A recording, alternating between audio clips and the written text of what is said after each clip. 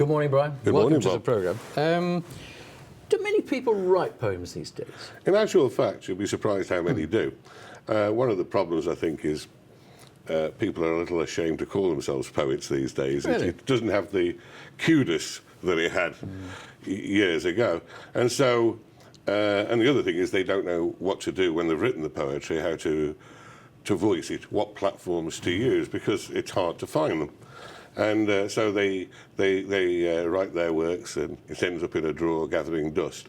And our society, one of the reasons I formed it, the Walsall Poetry Society, was to allow people to get those poems out and to perform them and find confidence with better established poets of some renown, ex-poet laureates, Tom Wyer, Ian Headery, people like that. And it's proved very successful. And of course we do workshops as well for the younger. Yeah. Isn't poetry a very subjective thing, that there's no right, there's no wrong, it's kind of what you like? Well, in many ways that's very true. There are forms of poetry that are very strict. A haiku, for instance, is syllable bound. An example would be 3 lines of 5, 7, 5. There's poetry where syllables have to be counted 7, 8. But in general terms, poetry is poetry. It is words that form a music. That's good enough. That's what I would call poetry. Because if you go back to when you do poetry at school, and it's one of those things, isn't it? It's a bit like Shakespeare. It's probably what puts people off, and it's only later in life they come to it and think, hey, this is okay. It was kind of a line and then the next line, and those two words rhymed, goodness, yes. and that was how it was. It was. I went through the same thing. You know, I was born in the early 50s, so yes, I went through the reading, writing, and arithmetic educational system.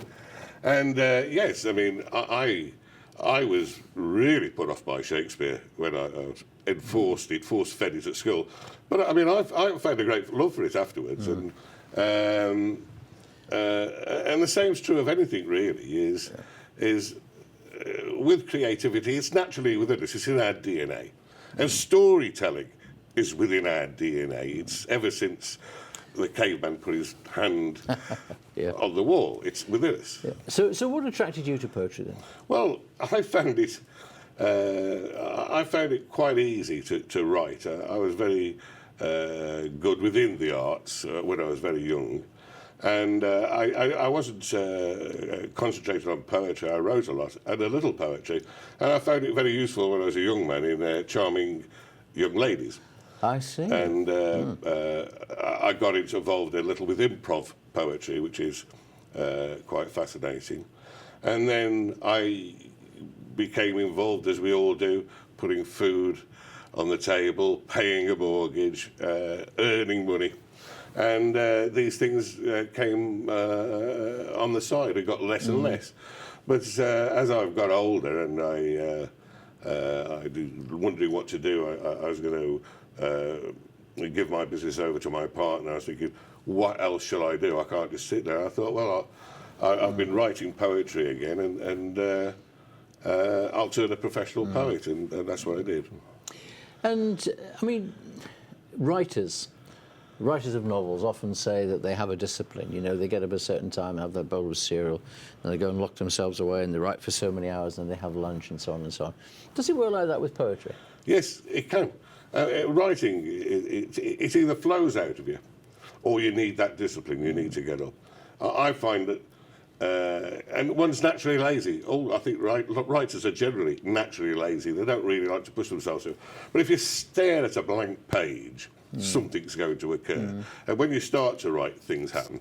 With me, I'll think of a phrase, or I'll have seen something, an image, and I'll think, I'll write a theme, I'll do something, but it'll turn out entirely different when I've written it. You know, it's just something that sets you putting a few words on a piece of paper. I mean, years ago in films, when people were writing, they used to pull it out the typewriter, screw it up, throw it on the floor. Now, presumably, you write on a computer like everybody else, do you? And absolutely. And then you can just go back. Absolutely. Thank goodness for Word. Is the danger, though, that you can write something and feel fairly pleased with it, and then you think, well, I'll go back and look at it, and then you will just end up tinkering with it. You have to. You do have to tinker it. And the strange thing is, I mean, there's poems that I wrote 3 or 4 years ago that I still edit. It's surprising. It's surprising because one of the things you get when you are writing is something called tunnel vision. You don't see necessarily your own errors, which is always why it's always good to get somebody, whether you're writing or it's poetry or whatever it is, to read it back to you, because your ear will pick up a lot of the faults. People, friends of yours, when they knew you were a poet, what was their reaction? Askance, a few wry smiles. I mean, daft, because I have been writing for a number of years. But when I finally said that I was going to turn professional, that I was going to make it a career, yeah. That's when the eyebrows were raised, was it? Now, the whole purpose of what you're about to do is to produce an anthology of verse from Walsall. Is that a fair summary? That's it. I mean, not necessarily Walsall. I mean, anybody in the West Midlands can send in. But yes, Walsall. We are the Walsall Poetry Society. That's where we are. That's where we're here. So that's what we call ourselves. But what I'm trying to do, because we've had such a great success in what we've been doing, to celebrate it is to have an anthology of as many poets as will be willing to submit a poem to us, and we'll have it published in a proper paperback edition.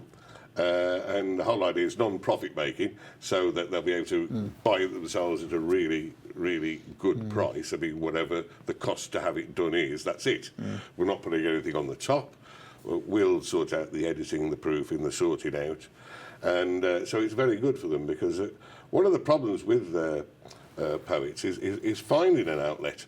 Publishing houses being what they are now, for good reason. I mean, they need to make a profit. It's very hard to be published, and vanity publishing can be a very dangerous country to walk in. You can end up losing your copyright. You can end up spending a hell of a lot of money just to have a few books to give to your family. Do we have any idea? I mean, the West Midlands population is about 2.3 million.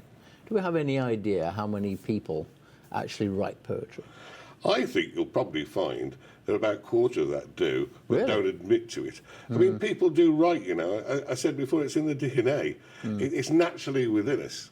And I've been surprised by both young and old that I've met who have flourished, who have joined us. Because we do an open mic every first Wednesday at the Linden Hotel. There's a bar downstairs that's purely for us, so that in a friendly atmosphere they can come and perform and show their poetry. And you're then critical of each other's work? Well, we discuss, never criticise. Who are we to criticise anybody? But we do help if asked. We give advice, and they get an opportunity to perform. And one of the beauties, one of the most wonderful things that's pleased me about forming the society was seeing the faces of people who first perform and the joy that you get out of it. It's wonderful. Because I suppose, however good people are, only you can really read it in the way that you heard it when you were writing it. Yes, you have a vision. Art is art. When you hear or look at something, you don't necessarily interpret to be the intent of the artist. Well, that's art. But yes, with poetry, one has an idea. It could be a story, horror, love, angst, anything theological. But you're putting forth an idea, and hopefully people will grasp it and learn from it. Are you by nature, are you a traditional writer and a lover of what you would call more traditional poetry?